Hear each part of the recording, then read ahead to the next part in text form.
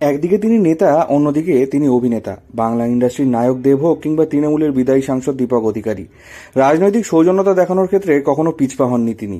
আর পাঁচটা নেতার থেকে তিনি যে ভিন্ন তা মাঝে মধ্যেই বুঝিয়ে দেন। এদিন রায়গঞ্জ এবং বালুরঘাটে ভোট প্রচারের জন্য শিলিগুড়ি বাগডোগরা বিমানবন্দরে নামেন দেব।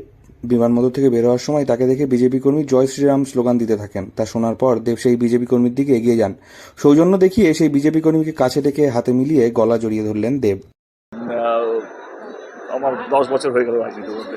আমরা রামনবমী করছি, আমার জয় শ্রীরাম বলতে অসুবিধা নেই। আমার মনে হয় কি রাম ঠাকুর আমার মনে হয় কি ভারতবাসীর, শুধু হিন্দু বলবো না, আমরা অনেক দরগাতেও যাই। তো সেই জায়গা থেকে অনেক মুসলিমরা শিরডি সাই বাবাতেও যায়। তো আমাদের দেশে আমার মনে হয় কি ভারতবাসীকে ধর্ম শেখাতে আসবেন না।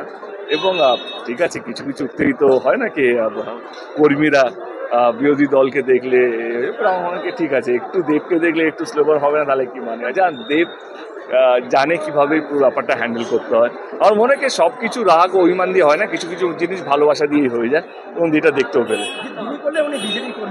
ঠিক আছে, উনি বিজেপি কর্মী না, উনি আমার ভারতবাসী। তার সবচেয়ে বড় পরিচয় হচ্ছে উনি ভারতবাসী, এবং আমরাই বিভাজন করে রেখেছি। আমরা হিন্দু, মুসলিম, টিএমসি, বিজেপি, গরিব বা বড়লোক, এইভাবে মানে ওদেরও দোষ না, বড় বড় নেতারা এইভাবে বিভাজন করে রাখে। বাট আমি সেই বিভাজন বিশ্বাস করি না, সবই ভারতীয়।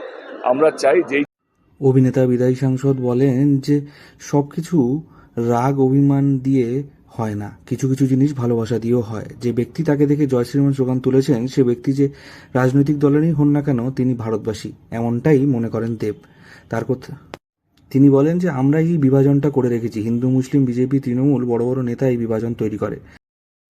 একটা লোক যে এতক্ষণ ধরে দাঁড়িয়েছিল, কিছু বলতে পারছিল না, একটু সুযোগ পেলো জয় শ্রীরাম বলার, এবং সে আমাকে শুনিয়ে আমি হাক করলাম, তারপর চুপও বসে গেল, একটাও কথা বলছেন, সামনে দাঁড়িয়ে আছে। কিন্তু এটাই তো ভালোবাসা। আমার মনে হয় সব কিছু যুদ্ধ, উচ্চবাচ্য কথা বলে হয় না, চিৎকার করে হয় না। কখনো একটা সিম্পল ভালোবাসা, একটা সিম্পল হাগেই হয়ে যায়। তো সেটা সবচেয়ে বড় প্রমাণ, তোমাদের সামনের প্রমাণ।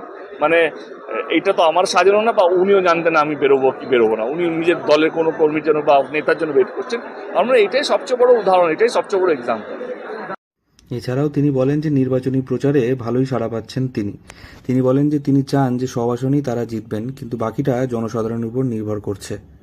তিনি আরও বলেন যে এবার তারা আশা করছেন যে এবার তাদের আসন অনেকটাই বাড়বে। 2019-এ যে ভুল হয়েছিল এবার তার হবে না। আর হিরণ তার নামে যা বলছে তাতে তার ভালোই হচ্ছে বলে তার দাবি। শিলিগুড়ি থেকে অনির্বাণ রায় রিপোর্ট, লোকাল 18 বাংলা।